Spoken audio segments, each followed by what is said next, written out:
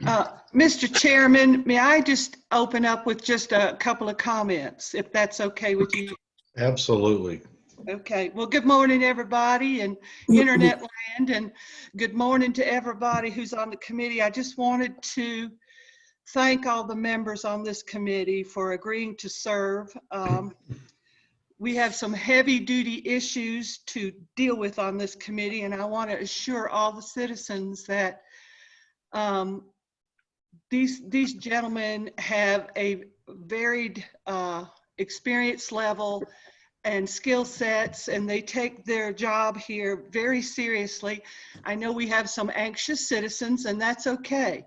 But I just want everybody to know that we will work through all these plans, investigate to the fullest ability, and we'll really assure everybody that we're going to set a path for the future of Sky Valley that I think everybody will be happy with.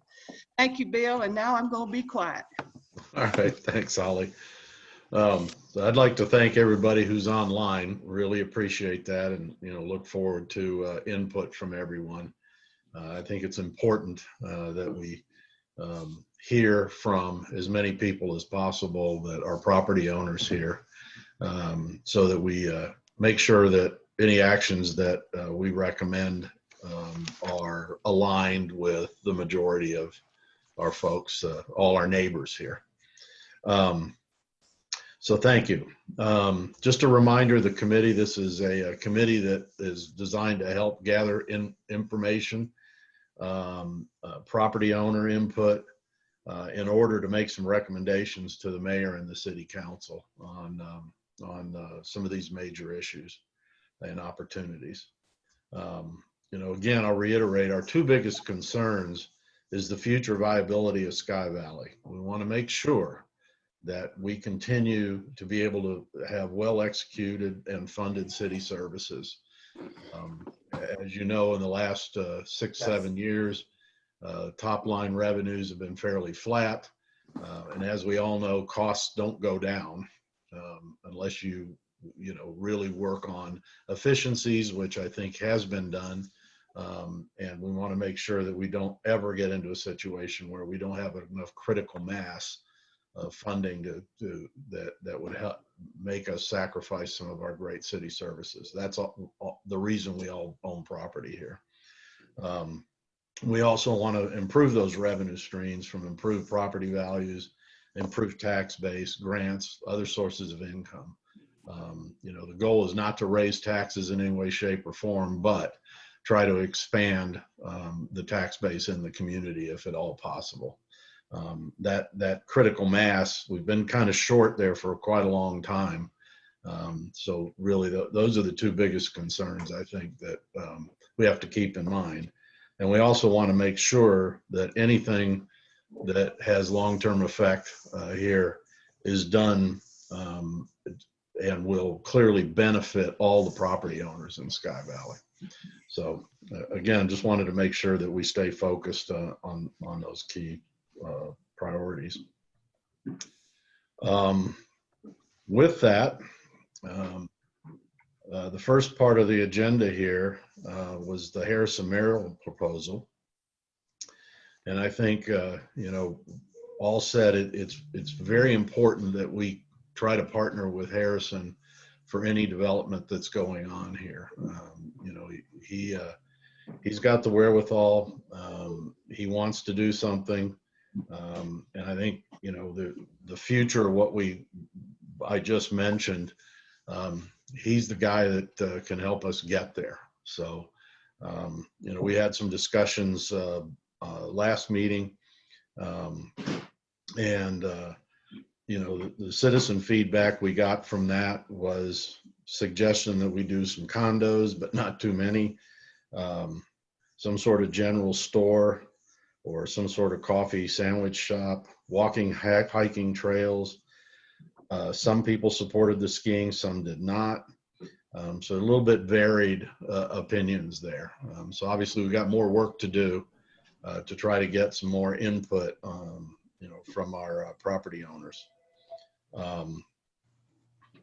And then on Harrison Mayoral comments, I reached out to Harrison last week just to keep him in the loop from out of respect and professional courtesy to the guy.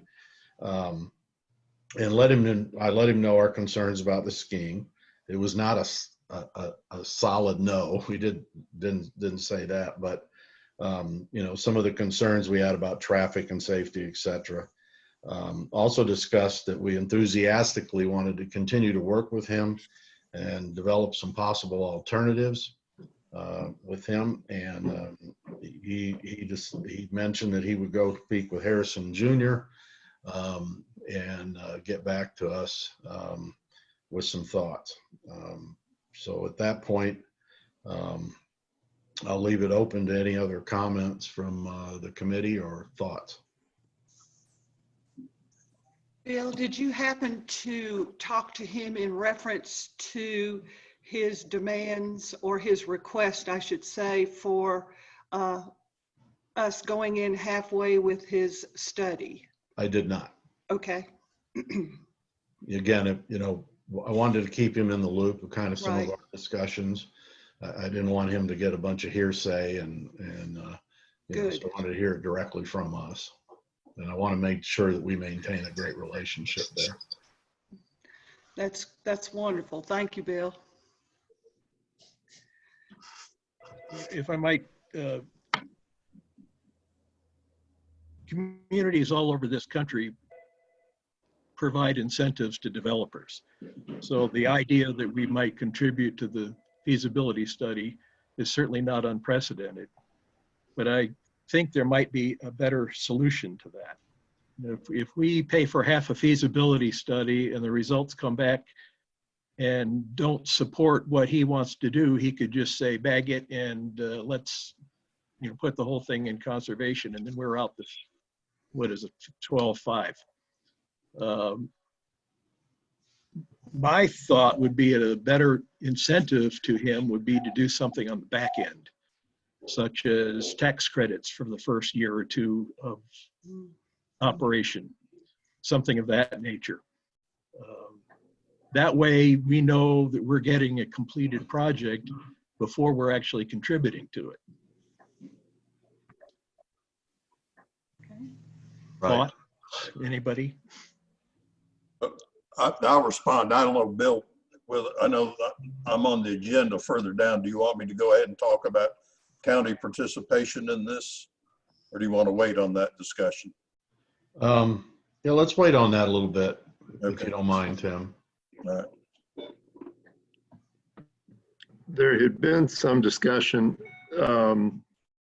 as to if we funded this, half the study, could we get, perhaps some other inducement from Harrison, either extending leases or, possibly acquiring, some small amount of property. I don't know where the discussion's going on that. And I apologize, I wasn't able to attend the last meeting.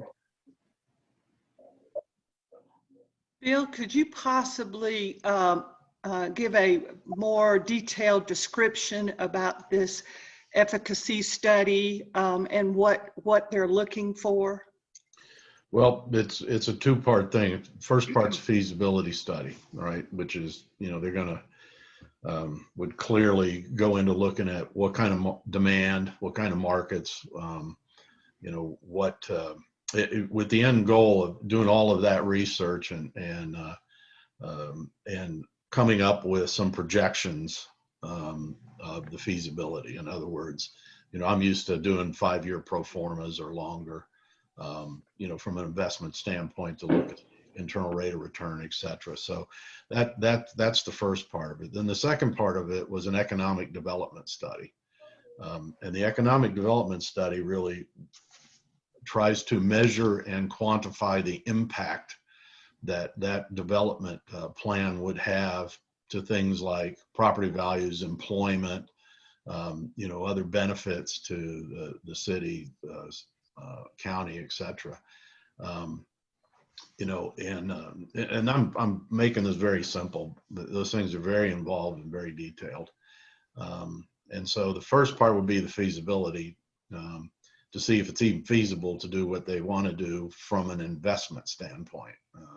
And the second piece, the economic impact, really helps gain some, other support for things like grants we might want to apply for, or those type of other sources of income. That has a side benefit to us if that were to be done, because we can show improved infrastructure needs, improved employment, et cetera. What's the positive impact economically to the area?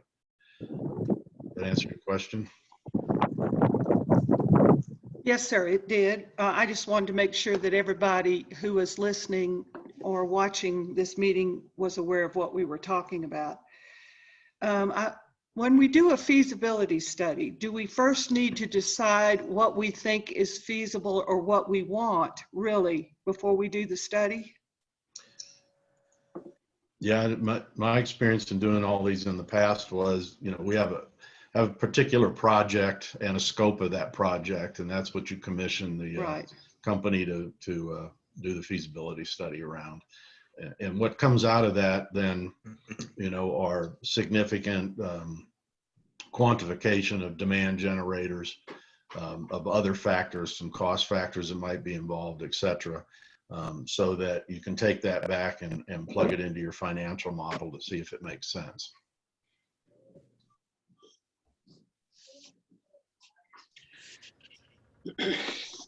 So and I'm speaking for the committee, and I probably shouldn't, but so we have to decide with citizen input and great deliberation what services or what amenities we think we want here in Sky Valley, working with Harrison Mayoral. I think that's a good observation. I mean, at the end of the day, we want to work with Harrison, and Right. we want to get something done that complements what's going on in the city, right, and provides the appropriate experiences, not just today, but for the next 20 years, to attract most likely a younger generation than us into the city, that are looking for different experiences, et cetera. So, I think we're at a point where my hope is that we're just starting a good, solid conversation with Harrison about what can we do to move forward? What can we do to partner together? What do you need from us? What can he help us, fund, et cetera?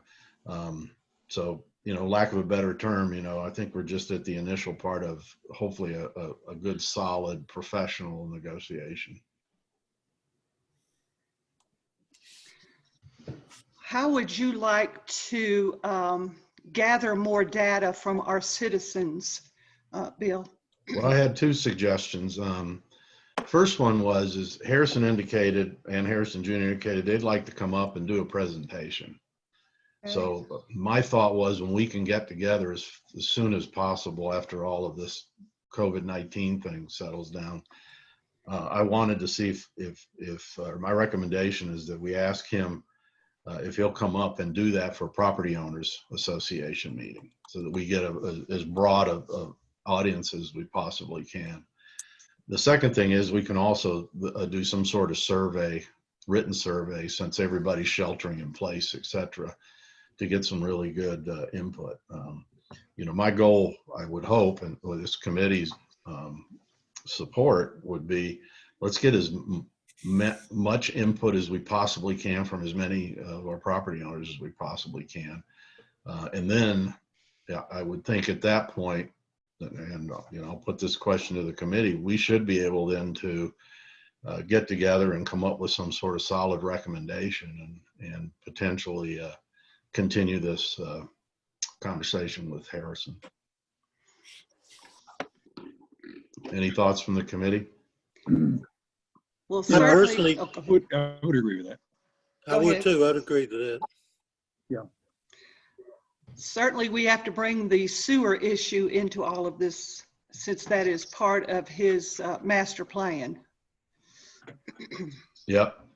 And Tim, you had taken on the task of updating sewer costs and starting a conversation with the county just to see what might be available there. Can you give us an update, please, sir? Yeah, they went back to the engineering firm that did this study originally back in July of 17. And from then until now, we've had about a 13% increase across the boards on the cost of doing it. Other than that, nothing seems to have changed. And I think what Meryl's talking about doing is phase one, which would be just putting the pipe in the ground at the collection point behind the old lodge, and then running it down Ridgepole and all the way down. Yeah, he had indicated that he just wanted a commitment from the city that was going to move forward before he moved forward on anything. I mean, the county has no problem from that standpoint about us connecting in to their wastewater system, and they're ready to go, and they understand the plan and seem to be comfortable with it. Okay. So, you know, all of that's good news, except for the increased costs, which we know, and I'm sure there's contingencies that have to be built into that cost analysis. But you know, other thing, when I read through that survey, they had some suggestions on different sources of funding. So I think, you know, from our standpoint, it'd be prudent to start exploring those to see what might be available. Because again, before we decide that we're going to do anything, I would think we'd want to be fairly confident and clear on funding sources. I think we also need to explore with the county a little further whether we can get them to participate financially. Well, I can answer that. There's two areas of the county. As far as the Rabun County Water and Sewer Authority is, they don't have any additional funds. The only way we would get funds through them is they to participate in some kind of a grant or a loan from GEMA, which is the Georgia Economic Management. Municipal. I can't remember what it's called. But to segue into the other thing is that in talking to Rick Story, who is the economic development guy, he could help us if we sat down, and he wants to do this. He wants to come up here and talk to Holly, you and others and what they can do just to help from an economic development standpoint. He said, you know, Sky Valley sends him a check every month that Ella sends from the revenue on the taxes collected from the hotel motel tax. And he feels he owes us something for that and has never reached out. He also said there is, you know, he is looking right now to see if there's the potential that he could come up with $12,500. That was my suggestion to him, is that somewhere of all the connections that he's got for economic development in the state, he should be able to find that. That's Okay. great. And I know we would be glad to meet with him, Tim. Yeah, he actually had reached out to us previously and did want to come meet before all the COVID-19 began. So we were trying to get something scheduled in a work session too. So I have already made contact with him in reference to coming and speaking with us. All right. Well, that sounds like a good next step to try to make that happen. And he has a long history of being involved in the economic development and in the government in the state of Georgia and national. You know, he was the chief of staff for Governor Dean when he was Governor Deal when he was in Congress. So Right. he's got some connections for that standpoint. Yeah. Okay. So would we Okay. want to do an online meeting with him with this committee? No, I think we need to do this in person. We need to have this as an open meeting. Definitely. You don't want to do this in an online meeting. He needs to be here in I would person. agree. I would agree with Ella that it's a face-to-face kind of thing, either that or we go down or you all go down there. I don't know that we need that many people. I think it'd be good maybe for Ella and Holly, you and Bill to meet with him. I'd be glad to go along because I know him. Okay, I think that sounds like a good idea. And that is a great idea. Yeah, we can do that to get it started. And then after we talk with him, he probably would like to come do a presentation because that was his goal previously. He wanted to come do a presentation at a work session is what he had talked with me about. Yeah. okay. Right. So we've got that down as an action item here. That's good. Thank you, Tim, for your effort there. Any other comments on that from the committee? Okay. What about Mayoral wanting to come up and provide a presentation? Would it be of our interest to maybe a few of this committee and the mayor and Ella to go down and talk to him before he comes up here with a presentation? Well, I think, we did, Holly and I did meet with him early on, and he did the presentation to us, and that's what started the whole conversation. I think for us it'd be prudent to have a pretty good idea where we think we want to head with this, before we do that. But I think they're at a point where they have I think 7 or 8 developments, land around the country they own, and they're trying to pick 2 to get started on. And that's their goal. So, they had a little bit of urgency with this.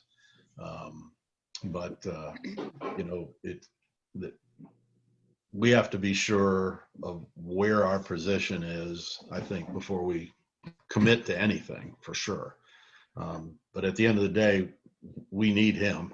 I think that's our general belief, because he's sitting on that property, and doing the right development there really benefits us in our future. So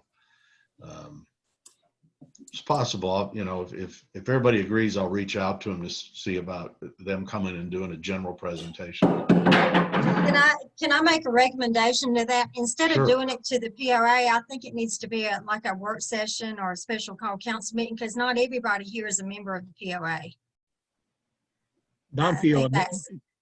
Non-members of the POA can always attend those meetings, though. Right. Well, I just think people maybe feel a little bit more apt to participate if it was like a council meeting or work session. I'm open to suggestions. I just want to make sure that we have not just full-time residents in these meetings, but other property owners. Right. Because it impacts everybody that owns property here. So I'll defer that to you folks to decide the best way to go, and if we can set that up, I'll be happy to reach out to Harrison and see if we can make it happen. Well, we've had more participation of people from people since we've done this on Zoom. I don't know if we want to consider that as a possibility. We could. Needs to be in person, and I agree with you, Bill. I think presenting this to the entire community, or letting Harrison present it, would be worthwhile, because everyone will be impacted. All right. Just notice here, I see where Debbie has put some on here. Latest governor's guidelines say no meetings until June 12th for people 65 and over. So we still need to take that in consideration. That's correct. That's a good month out. That's the newest executive order that just came out yesterday. Yes. Yeah. Good to know. Thank you, Debbie. We need to raise our hand if we fit into that age category. No. I'll just go right ahead. I'm not there yet. You feel left out, don't you? No, I'm good. I'm good. So that would mean that we can't even start really scheduling this until June. So that'll give us some time to get all this other data taken care of. Yeah. But I think we still could probably figure out something to meet with Rick Story, if that's okay with you, Bill. Absolutely. Okay. I mean, we can social distance and wear a mask if we have to, so. Yeah. I Yeah, can it get- can't I be can worse than probably going to Walmart. No, I can probably get Rick to come to the office here or something, or we can meet him, somewhere and have a conversation. That would probably work as well. Yeah, I'm open to whatever. Yeah, Okay, me too. all right. Well, I'll reach out to him and see when he can meet with us. Okay. Tim, you good with that? Yeah, I'm fine. Great. Okay, anything else on, Just a final comment, Bill, that as I listen to these options here, if we can get a feasibility study and an economic study as well, that not only benefits Merrill, but it might help us a little bit with our citizens recognizing what our future options might be. So I really like this idea that Tim maybe could get that or a portion of that paid through the Economic Development Group. And also, as a reminder, Dan had made suggestions at the last meeting that if we were to do or to agree to pay half of that, that we might in turn see if we could get him to deed some of that property that we need for the drop stations. So we just need to kind of keep that in mind too. right? Good, thank you. And Ed, we need to just bear in mind that the station behind the old lodge is only going to be about 50 by 50, and it'll be fenced in, so we don't need a whole lot of land, maybe half an acre. Gotcha. Okay. Anything else? Okay. Building on 246. Dan, you were going to give us an update on the building condition? I am. As you might imagine, I haven't been in the building. Neither of the businesses have actually been open because of COVID. But the city council had paid for a survey to be done last summer. So you've all got a copy of that, and that'll give you a good idea the current status of the building.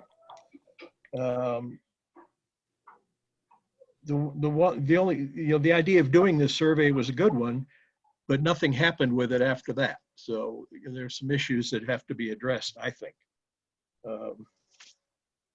First off, let me back up a little bit. I also got into the economics of the building a little bit. You've got a building that's 2,112 square feet. It's divided into 2 suites, one of which is occupied by the art gallery. That's half the building. The other half is occupied by Ed West Realty and our traffic court or visitor center or whatever we use that individual space for. That space is shared, but it is 1 suite. The current gross income for that building is $13,444.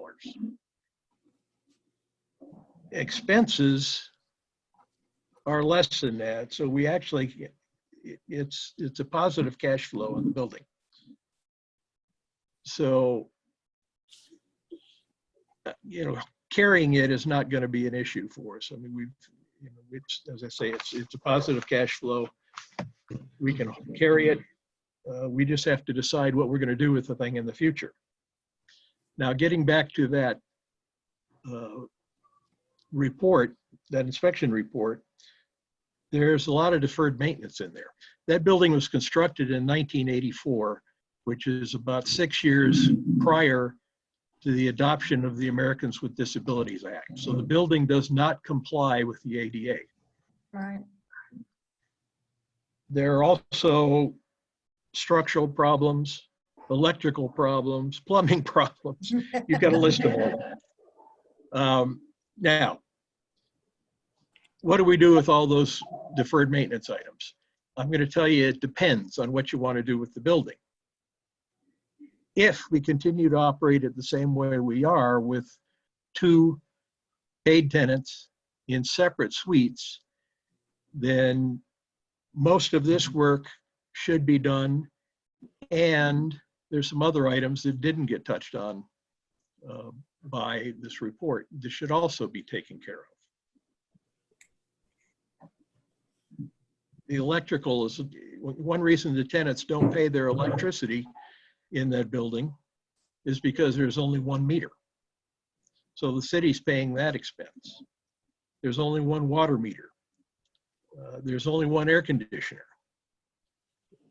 These kind of things, if you're going to continue to operate with 2 individual suites and 2 different paying tenants, those things should be separated. The tenants should be paying their own expenses, and you can move forward on that basis.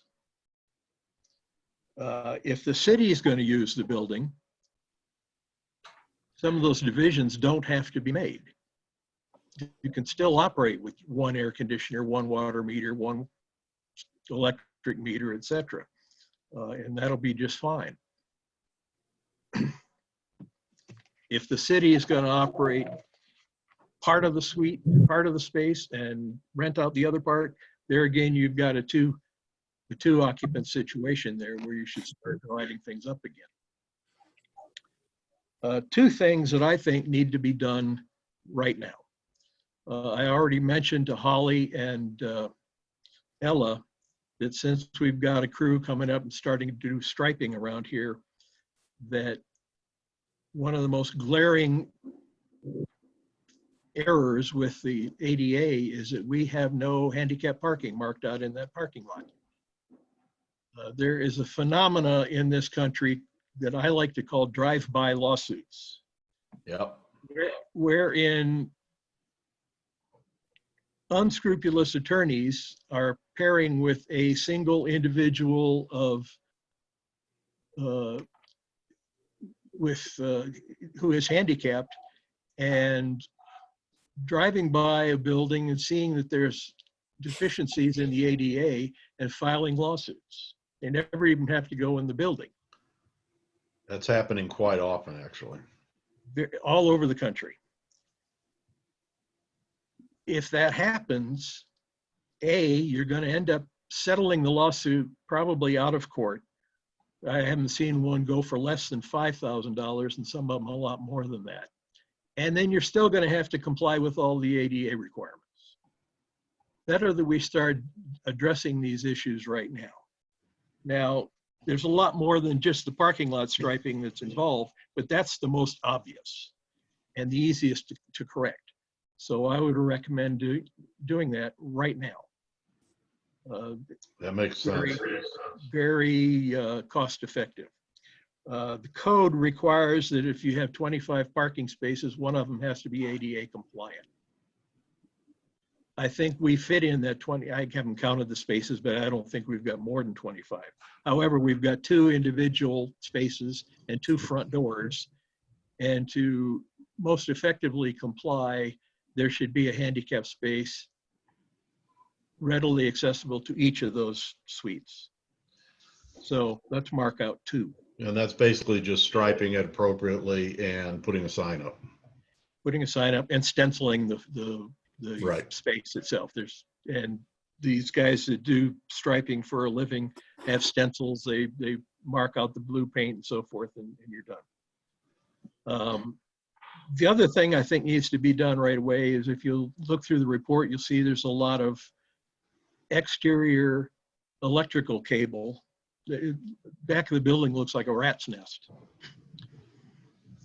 The Ed West side of the building, there's a cable coming, an electrical cable coming out up near the eave, strung down the side of the building, wound up in the garden, and it's just cut off at the other end. Now, when I was over there, I did not have an electrical tester with me. I don't know if that line is hot or not, but even if it isn't, it should probably be cleaned up.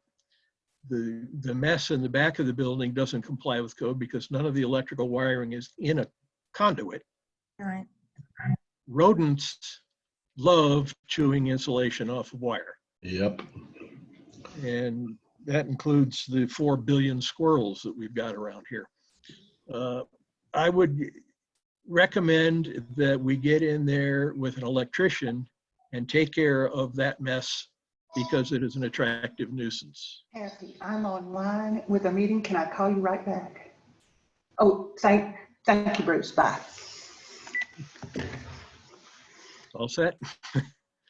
So there's Yeah, two those two, two recommendations you have, right? I do. There are other issues that need to be addressed, but I think we can address those. They're less urgent, and we can address those as we determine how that building is going to be used.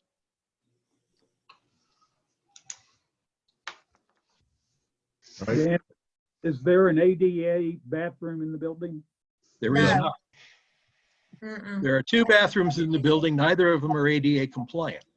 And here Right. again, that building was constructed 6 years before the ADA was adopted.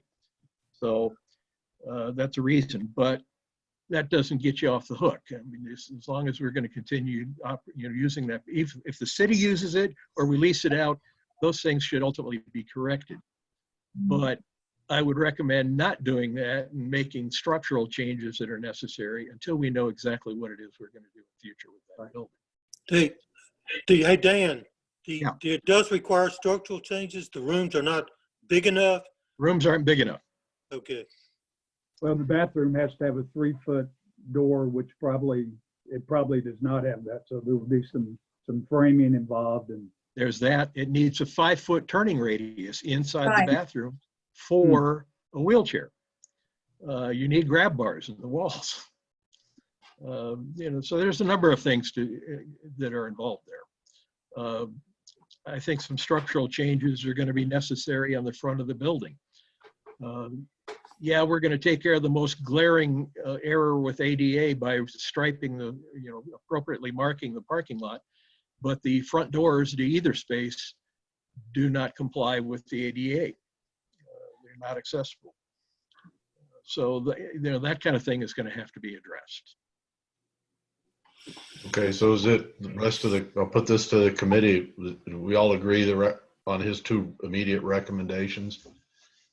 Yes. Yes. And clean up Yes. those exterior electrical issues. Definitely. yeah. Dan, I have a question. If let's say down the road, we decide to sell that property, would we be required to fix those things before the sale could go through? No. You'd be required to disclose them. And it'd be part of the And negotiation. It'd be very much a part of the negotiation. Gotcha. I'll tell you right now, I think some members of some of our residents here would love to see us sell that building right now. And if you want to lose money on it, then that might be a good idea. But it doesn't cost us anything to operate it, so I think we shouldn't sell it right now and take a loss on it.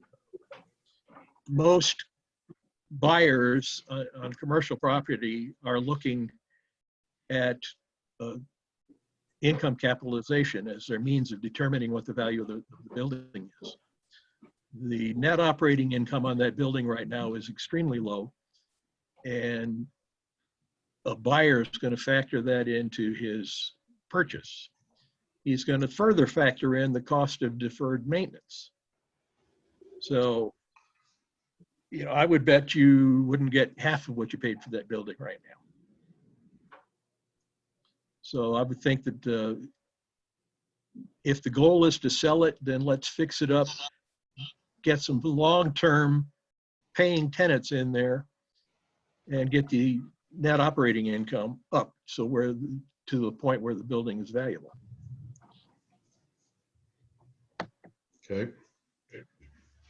So Madam Mayor, you got 2 recommendations there for consideration.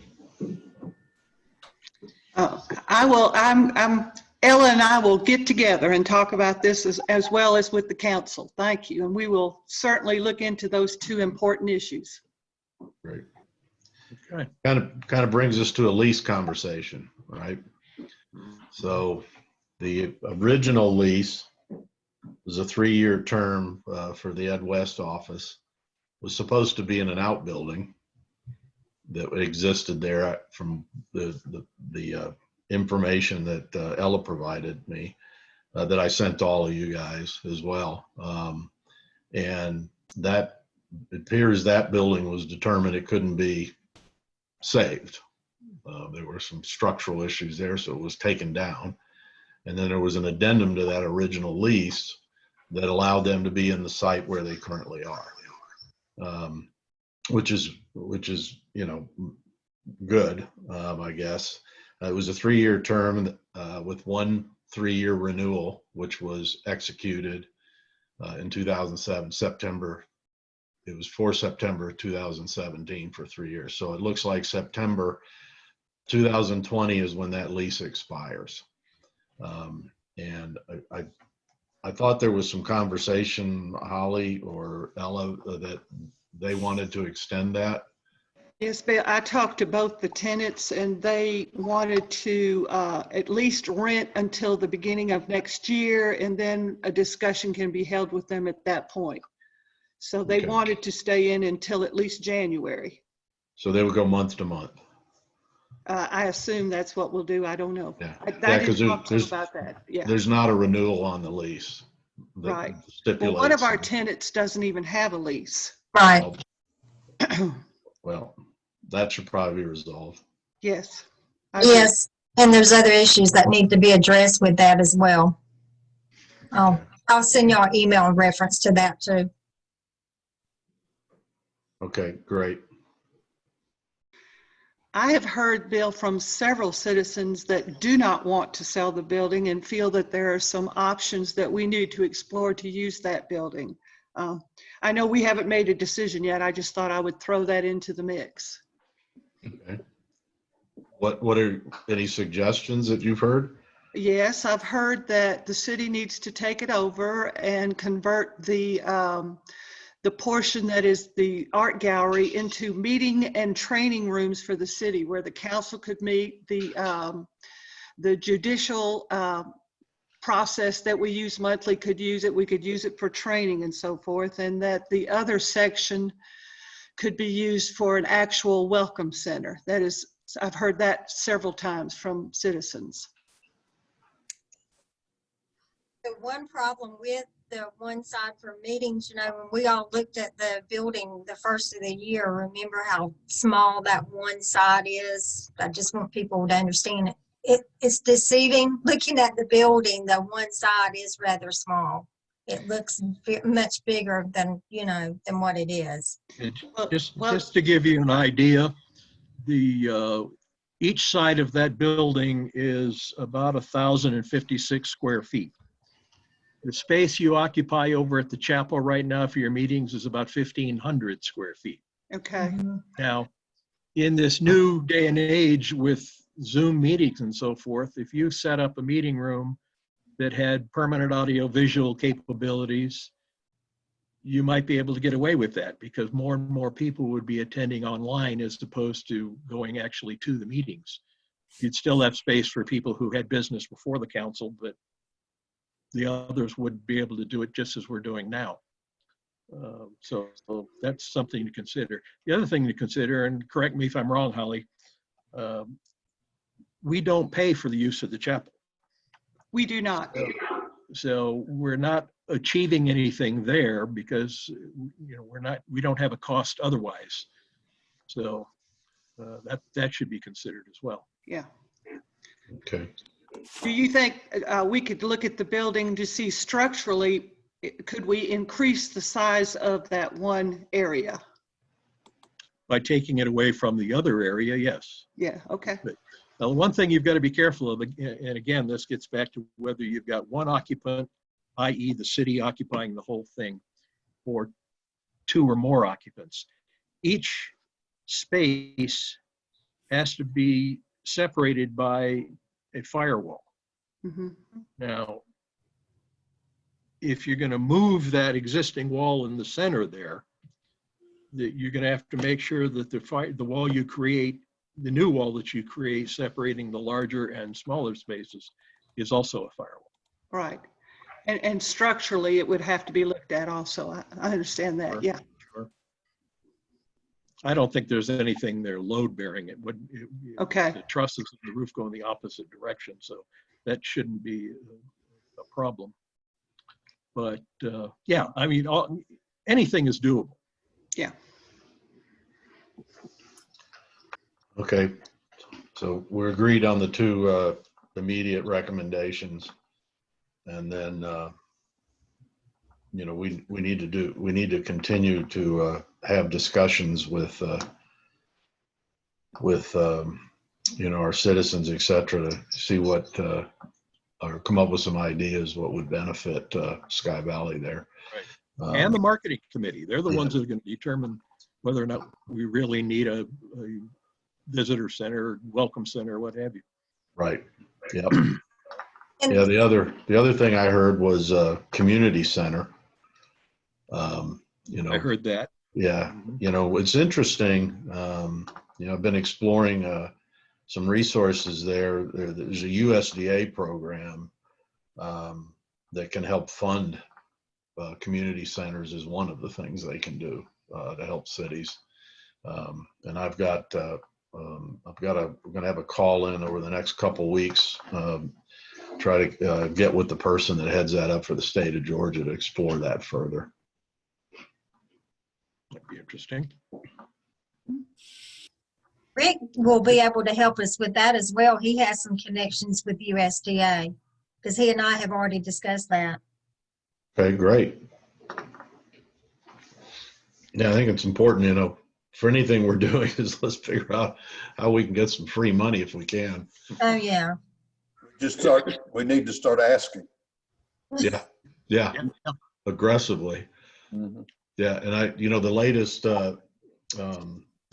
GMA, Georgia Municipal Association, there was an email that came out, Ella, I think you probably get it. They had all these different grant programs. Right, right. And, you know, and there was one or two on there that I thought we might want to just dip into and try to understand it. Yeah. Can't hurt to ask, for sure. Oh, At no. least All they can do is tell you no, or say you Yeah. don't qualify, or, you know. Well, you know, need 'em. I'm not recommending that we apply for everything because, you know, but at least try to understand, does it apply to anything that we got going on or could have going on? And if that's the case, then we should invest the resources to apply for it. Right. All right. Anything else today? I do have a couple of items on here on my chat. Let's see, it's Carla Stahl, and she says, you can always have a Zoom option even in an in-person meeting. It is important for people who are not retired but are property owners. I agree with that 110% because, you know, of the city council meetings we've had and some of these other meetings in person, you know, we get, you know, some good participation, but it's double or triple when we do it online. And I think that's extraordinarily important. And let's see, and the other one is from Mike Peterson. He says the Mayoral presentation and amenity survey needs to be available to out-of-town property owners as well. So that would go to the point was just made by Carla is, you know, if there's an in-person presentation here, we need to also provide it simultaneously over Zoom so everybody can see it. I think it's a great idea. Bill, I've got a question. On our list of to-dos, do we have the maintenance building for the timeshares on there? No, I think that was on the, Holly, I think that was on Bruce's committee, Bruce's. right? Special. Right. It's on the Special Projects Committee. And maybe, I won't say anymore, thank you. I don't mind saying something. I talked to Shelley about it after I got the list from Bruce, and she said they are in the process of trying to upgrade some buildings. And they definitely want to do what they can with that building, but she said it just may be a while before they can get to it. It's not going to happen in the next few months, but I have reached out to her about it. Thank you. Yeah, so obviously we understand they've been shut down, et cetera, like a lot of businesses. But at the end of the day, as things start to normalize, we need to put a little pressure on. You know, you know, everybody sees that. We've got to make sure they're measuring up to. Maybe we could buy them some paint. Yeah. We could organize a community work day and Yes. go over there. I'd be glad to volunteer on that. And That's- Mr. that's- Morley would do a great job of getting everybody together. That's one of his strong suits. Thank you, Tim. I can know add to, a little bit what Ella was saying. I spoke with Jerry Sperling, who's kind of the, I guess, the lead or president of the group that manages the timeshares. And as all of you know, they're closed right now, and they've got some people laid off. Shelley is sick, so I'm not sure when she's going to be back on board. But I think we might want to formalize that a little bit more from the city.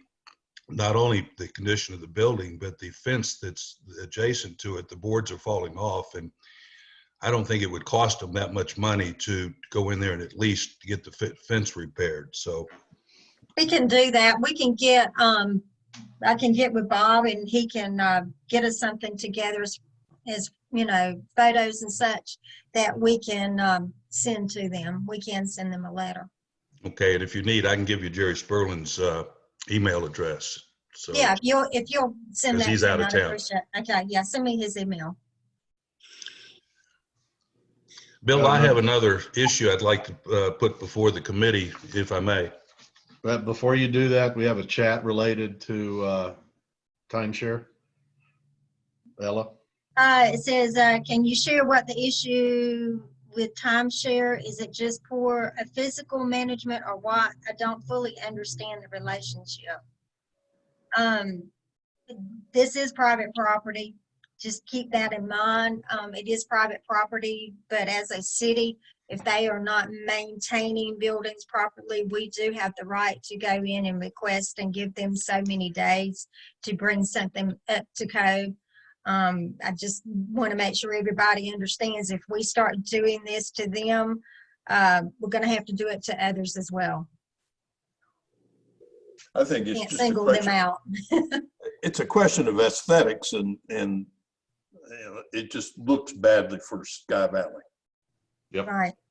I think if you look at the history too, Ella, this was an issue in 2017, and they had committed that they would do something, but they keep kicking that can down the road, I'm afraid. Okay. All right, thank you. Do any of you all have any information that was shared with them in 2017? Do you know if it came from the city or where it came from? Are you familiar with that? I don't No, recall. but I'll find out. Okay, find out for me.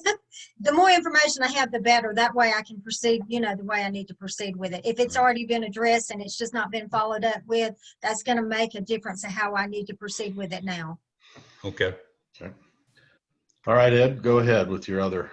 I'm gonna just throw this out for discussion, and hopefully we can maybe agree on some type of action plan to move this forward a little bit better. But I think we've all heard from our residents in some areas have very poor internet Wi-Fi service, and you combine that with I've read that the state has programs for rural areas where they try to help, I guess, these companies come in and improve the service.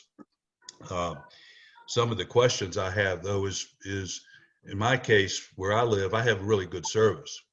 Holly, where you live, I'm not sure about yours since you keep buffering on and off. Right. But how do we get our hands around where our problems are? And that's a question maybe we just need to survey our residents to find out. And then the next step would be finding out who do we need to go to with Windstream, True Vista, to I guess get to the decision makers that could give us either some indications of what they plan to do, or maybe hear from us how we might like to help them accomplish the goal of improving the speeds for all our residents. And also, and I think somewhat associated with that is we need to pursue trying to get other phone carriers on our towers here, Sprint and AT&T. So does anybody have any ideas or contacts or suggestions how we might go about doing that? First off, I would think the internet service providers should know where they're delivering, where their delivery problems are. And we certainly could get information from our residents as to who doesn't have good service. That should be real easy information to come up with. And if there's a program where they can, get some support from the state to, upgrade their equipment, that would be wonderful. As to the cell tower situation, I put a fair amount of time into that, and it's incredibly difficult to get through to the engineering department of a cell phone company.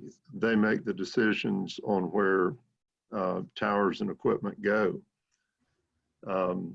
So, if we had someone who had a contact at AT&T somewhere in the community,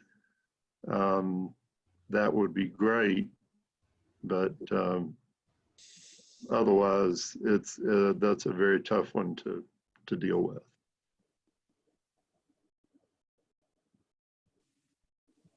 It looks like Carla just had a question. Ella, if you wanted to Yeah, read it. she did. She said, and she thanked me for clarifying the timeshare relationship. And she said it's terrible where she is off of Bayberry. She said she thinks we could piggyback off the sewer installation to run fiber. And if you're cutting through rock to do it, she says internet is critical for the future. And does anyone know what happened with Clayton Broadband? They circulated a survey last summer. I haven't heard anything more about Clayton Broadband. Tom Payne was involved in that. He might be able to answer that. I do know Windstream has done some upgrades in other parts of the county. In particular, where I live, they are offering us a lot higher speeds. Just found that out this week in my area. So they're trying to do some upgrades. In particular, I was trying to see if True Vista was where I was located, but don't know yet. But like here at the office, we changed from Windstream to True Vista, and True Vista, the speed, since it's on a fiber optics, is much better. I'm not sure how far they're going into the valley, but that may be something we need to talk with them about. And I do have a contact with True Vista that I could reach out to on that one. My understanding, and I may not be correct, and David, you might know more about this, but my understanding is there's already the fiber cabling throughout most of Sky Valley. It's just never been activated. Will, I have really no information. The creek is a dividing line, but we have over on Fairway, which is, I guess, the northwest side of the creek, we have excellent speed, as good as you could possibly hope for. Well, on where we are on on Alpine, just overlooking Ridgepole, we have great service here. Knock on wood. Mm-hmm. So I've got no complaints, but I also we struggled with it for a while, and I think we had to get a cable replaced or something years ago, but it's worked quite well ever since. That's true here where I live in the condominiums and like the city, the club switched over to True Vista recently, and both the phone and the internet has worked extremely well for us. So I'm just wondering, Ella, if you could reach out to True Vista and get them to kind of give us an overview of where they are, what their coverage is now, and what plans do they have to grow, And is there anything that we could do to help them grow? Okay, Um, okay. And All maybe right. do Yeah. the same thing with Windstream. Wind streams. Mhm. Okay, and I do see Carla Stahl has put a thing on here. She's got True Vista box stops at the corner of Knob and Bayberry is what she was told. Hmm. And I'm sure she's made contact with them, but I can reach out because I have the business operations guy's contact, and I'll reach out to him and see what he can tell us. And maybe give us, if they plan to expand or what they plan to do in the area. So we'll know if it's something we want to, contend with or just, move on to someone else. Yeah. I know we I don't have agree. it, We got to figure out where we are first. we don't Yeah. have it here at Sky Valley, at Rebel Circle, and we don't have very good speed either here on Rebel Now, Circle. one thing I will tell you about Windstream service, and I don't know if any of you all have contact Windstream. If you don't contact them and tell them you want to increase your speed, they will not automatically come out and do it. You have to contact them and ask them in particular, what Actually, is my current speed and what do you want? What's available. that's not quite true, Ella, because they contacted me and voluntarily increased the speed. Well, I just had.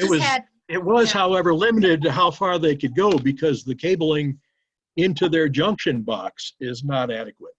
Well, and that's what I was talking about earlier, like in the area I live in, my internet was down for 3 weeks. The guy was there 3 times this week to get me connected. And at the very last day, he said, well, we can do this. He says, but you'll have to put in an order and we don't notify you to do this. So you have to request the update. Because he was telling me I could go from 3 to 25 and pay the same amount at this point, and that happened this week. Well, as I say, they did contact us directly and did what they could for us. Yeah. Okay, so we got an action there. That's great.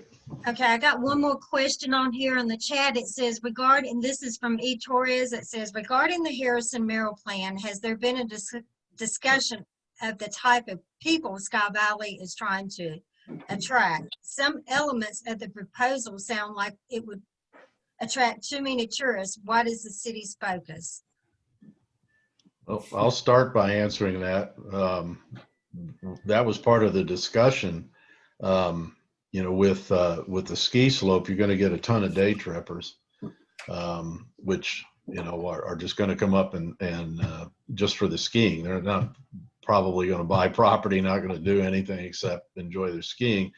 And with our infrastructure, our infrastructure could get overrun. We'd have a traffic issue coming in. You have a trash issue, you got a safety and security issue, et cetera, with that. And at least at this point, we're not, I'm not saying we've made any decisions, but it seems like that's not what we want to do here, because that doesn't necessarily benefit the city and citizens. It increases the cost that the city has to put up with, to clean up and to control traffic and all that. And I don't know that from a citizen standpoint, we all want to have traffic jams here on the weekends. So any other comments? David, you got some really good information about that from before. No, said it well, Bill. Pretty much sums it up.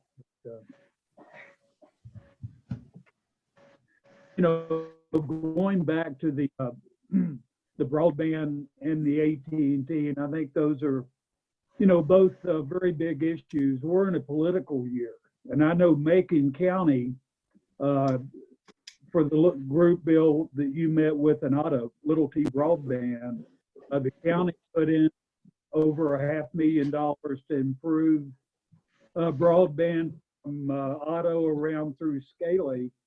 And the state of North Carolina put in about $5 million to do the same from there to Highland. So maybe we should be reaching out to our senator and our local congressman to try to get some help, because they can get through. It's very hard for us to get through. Good point. I think before we do that, though, we need to get the current statistical or the data or the information about what we currently have, so that we can say, this is what we have, we need to improve it by whatever percentage or whatever first. Is there anybody who is friends with or knows any of our senators? You know, Tim, speak up. You know, I've talked to our state senators several times recently, and Ollie, they are so responsive right now. If you send them a letter, they will get back to you within 48 hours. Okay. And But I we think have- they even more so from the city. So, Okay. We have to know what we're going to specifically ask for, just besides improved service. Well, and also I would say to you, when we have our conversation with Rick Story, about 6 years ago, there was a nonprofit broadband loop that comes up Georgia 400 over through Towns County and back down into Rabun County. The business park is tied into it, and others could tie into it if they had enough volume. And I think Rick could probably, that's an economic development tool. Okay. Right. And so we need to chat with him about that. And like somebody said, you could. I know that. Yeah. Go ahead. No, I think that bringing it up from Kelly's Creek would be a potential, like somebody mentioned, along the sewer line. But we may not want to wait till the sewer line comes up. I know somehow the city of Clarksville several years ago got fiber optics brought into the city and up to everybody's house. And how wonderful that would be. Yeah. Well, this is a big fiber loop so that you can just tie into it. Yeah. But again, you've got to have enough volume. Well, we'll certainly bring that. Yeah. Enough people to want it and pay for it. We will certainly talk to Rick Story about that. That's a great suggestion. All right. Sounds like we've got some good actions, some good recommendations there. Anything else from the committee? Well, what can we do as far as AT&T is concerned? Because I think Will had shared with us, it's hard to find the right people there, but I'm just wondering, anybody have suggestions of how we should try to pursue that further? and I think that is an area where we could reach out to a congressman to help break through. Okay. Well, I get messages from Doug Hollingsworth all the time, so maybe we can give him a call.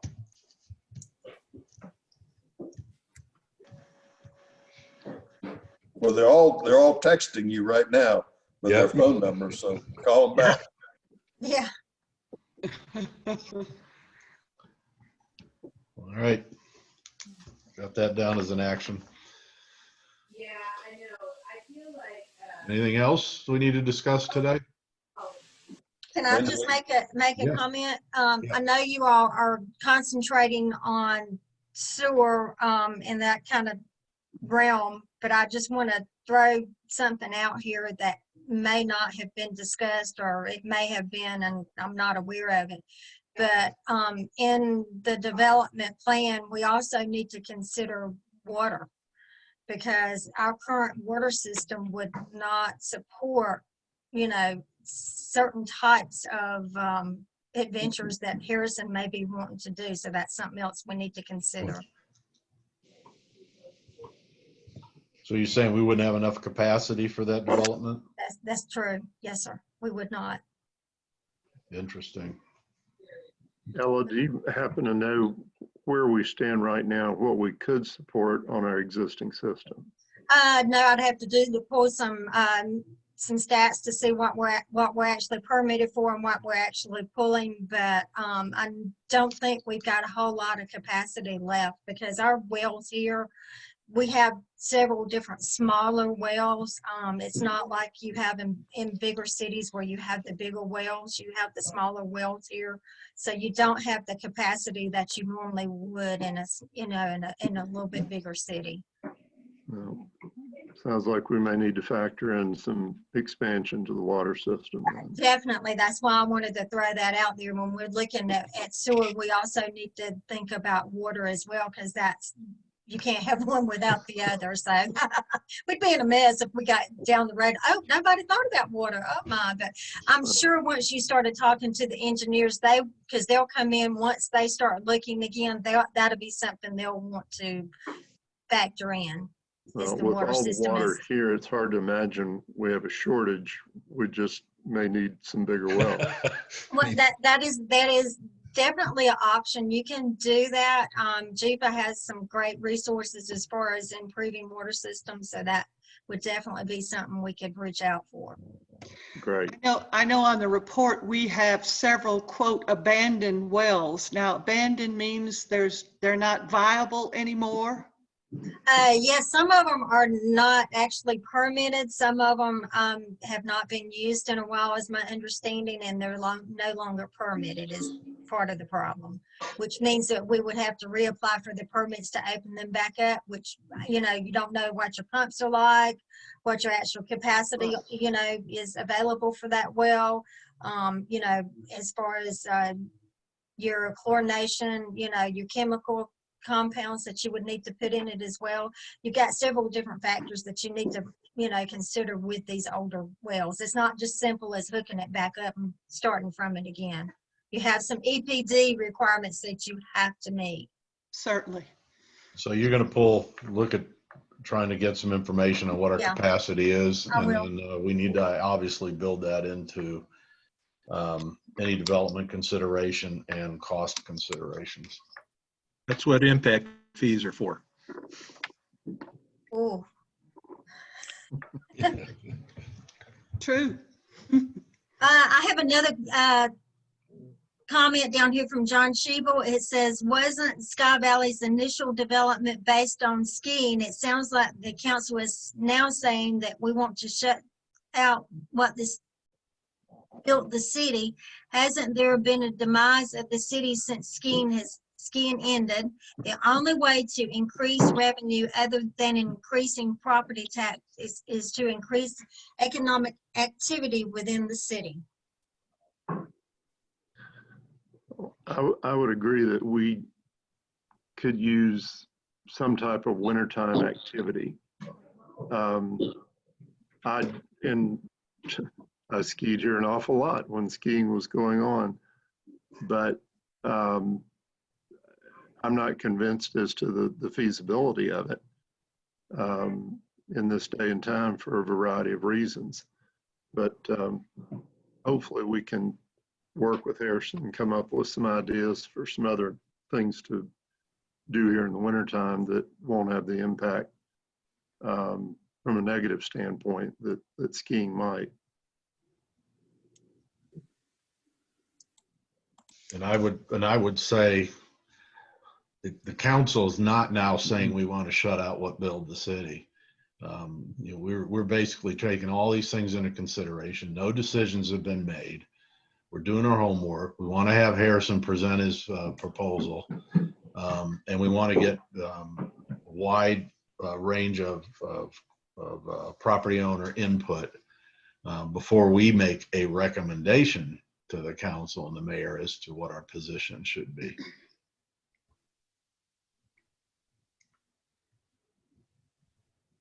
Any other comments, guys? I agree with that. Yeah, I agree.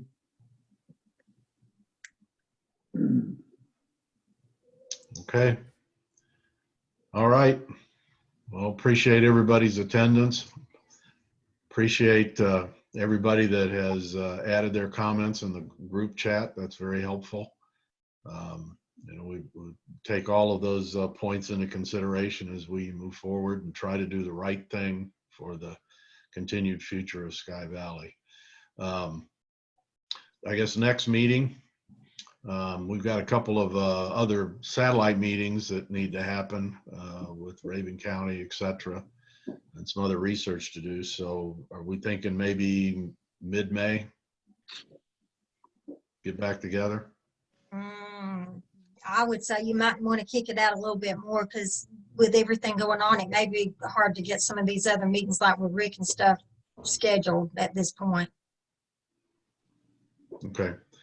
So maybe, well, we got the third week of May as a council meeting, right?